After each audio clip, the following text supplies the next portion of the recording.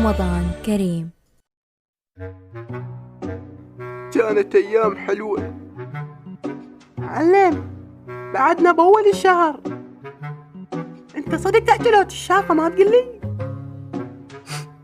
دموعك غالية معلم، بس اصبر ما ظل شاع الفطور. مين ما تسكت؟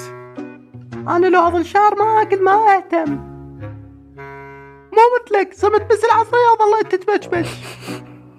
أنا هم مثلك مقهور على القدي، بس هذا أمر الله شو نسوي. بس ما نستسلم، ما نستسلم، نتوكل على الله ونصوم الشهر كله.